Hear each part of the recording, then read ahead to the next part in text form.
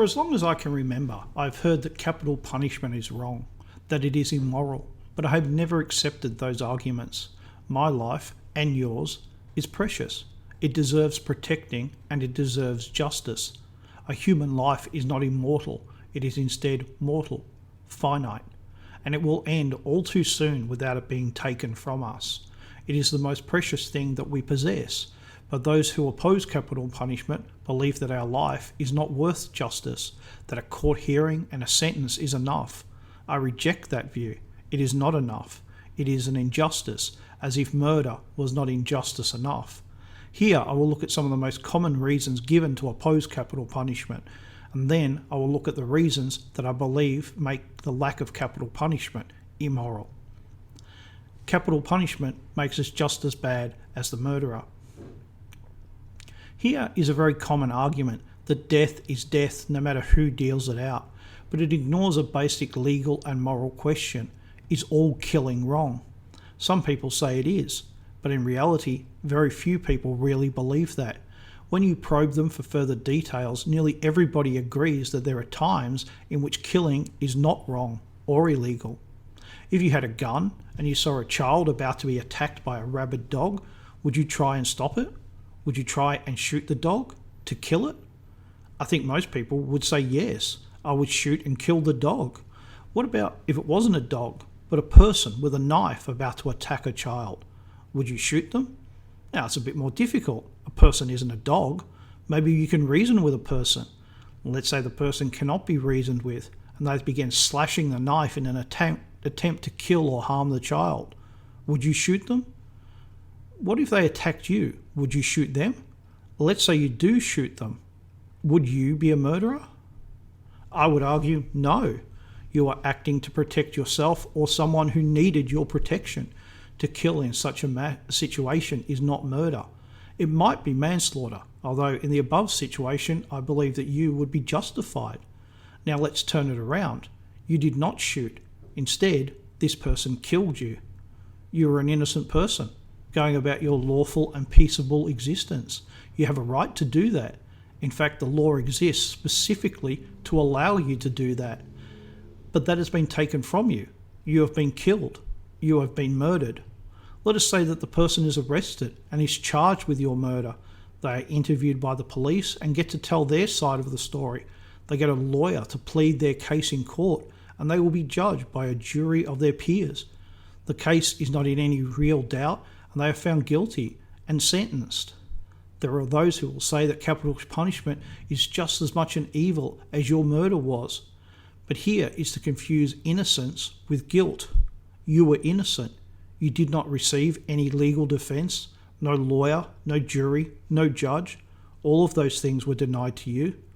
But the guilty person, they received all of that. They were convicted by the law and sentenced by the law. Something that is always denied to the innocent. Capital punishment is revenge. My dictionary defines justice as 1. The quality of being fair. 2. The principle of fair treatment or conduct. It defines revenge as any repayment for a wrong or injury.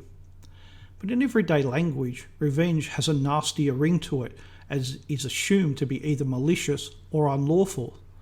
But in fact, revenge can be either fair or malicious. It can be either lawful or unlawful. I have 2 questions. First, is revenge wrong? Secondly, why is life imprisonment justice, but capital punishment revenge? Is revenge wrong? I'm not convinced it is. If someone you know has been murdered, then I think it is unreasonable for an average normal person not to want punishment for that, and for that punishment to be unpleasant. Anger is as much a part of life as any other emotion, and it is appropriate to feel anger in such circumstances. But it is made out as if that feeling anger is wrong. It is not wrong. Anger is the correct emotion to feel. Why is life imprisonment justice but capital punishment revenge? Because there's no way to rehabilitate someone who is dead. You cannot show any mercy by commuting their sentence. It is a way for those who are soft of heart and brain to show how compassionate they are, not at their expense, but at ours. What about killing an innocent man? Here's a very powerful argument. What happens if you execute an innocent man? You cannot bring him back to life. A grave injustice has been done. It's better that 1,000 guilty men go free than the one innocent man be wrongly condemned. The only reason anyone believes that 1,000 guilty men should go free is because it's only rhetoric. Only lunatics believe such things. The reality is that we expect the legal system to do everything within its power to tell the difference between the innocent and the guilty. That the legal system fails sometimes is not in doubt, but it is here that the problem resides. If an innocent man is found guilty, prison is not at fault. Suspended sentences are not at fault. Fines are not at fault. And capital punishment is not at fault. The legal system and the rules that Parliament has given it have failed. Does that mean an innocent man cannot be executed? No one can say that. But that 1,000 guilty men should go free on the off chance that one of them is innocent, not the knowledge that one is innocent, just the random chance, is absurd. Surely a second body could be established, a permanent royal commission or some such high body that could review cases. No one wishes for an innocent man to be executed, but to use this extreme case as an argument against lawful punishment is wrong. We're more civilised than that. Mercy, not brutality. Surely society is more advanced than to kill people. Surely we can show mercy instead of showing brutality. Here an argument is made that we can be better people, that we should not be like the murderer, that we should show mercy. This all seems reasonable. But are they? Is it right to show mercy for the guilty and to ignore the pain of the innocent? Is it civilised to allow the guilty a second chance when they have shown no mercy themselves? In most cases, this compassion is at someone else's expense. They can feel good about themselves, superior than thou. But in reality, those who make these arguments are not interested in justice. They are interested in creating a better world, and it doesn't matter whether that world can really exist or not. It is their desire for such a world that is important, not your pain, not the need for people to be safe, nor justice. All those things can be done away with, as long as they feel good about themselves. What about rehabilitation? Prison exists to rehabilitate people. People in prison have done the wrong thing, including murderers, but we can all benefit by allowing these people to be rehabilitated. Rehabilitation of prisoners has been around for a long time, and we know that some people are rehabilitated and that others are not. It is an art, not a science. We know that many people get out of prison who will continue to commit crime. As a society, we accept that, up to a point. But why should I have to sit next to a murderer on the train? I have no idea if I have or haven't.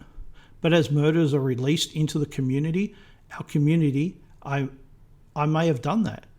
But at no point does it remove the stain that they have. You cannot rehabilitate a murderer because murder is not a normal crime. It is a crime against nature, against the natural order of things. Now, I will look at the other side and why the lack of capital punishment is immoral. The lack of capital punishment punishes the innocent instead of the guilty. As I have said above, murder punishes the innocent. If the guilty are not executed, but instead get to live their life, then there has been no punishment.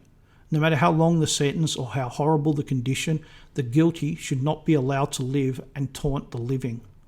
I am thinking of a particular murderer in Victoria, where I live, who was convicted of multiple murders, but who still lives and breathes and who continues to taunt the families of his victims. The innocent suffered and continue to suffer. Yes, he is in prison, but for how long? Until a government or a judge decides to be both soft-hearted and soft-headed? The innocent have suffered enough. It trivialises murder.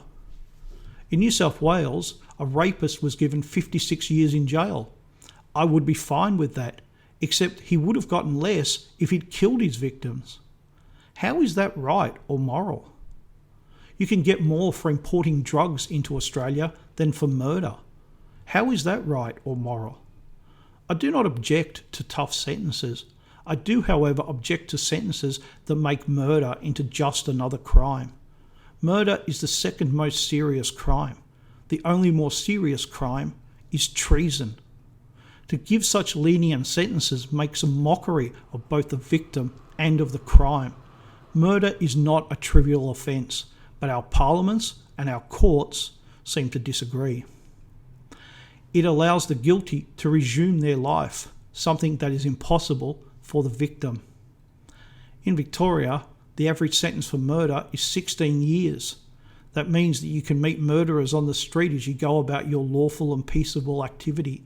Decent people should not have to do that. Murderers should not get the chance to marry and have families. They should not have the chance to grow old. They should not get the chance to enjoy life. They have committed a grievous crime against all of us, and they do not deserve our sympathy nor our compassion. That should be reserved for the innocent, not the guilty.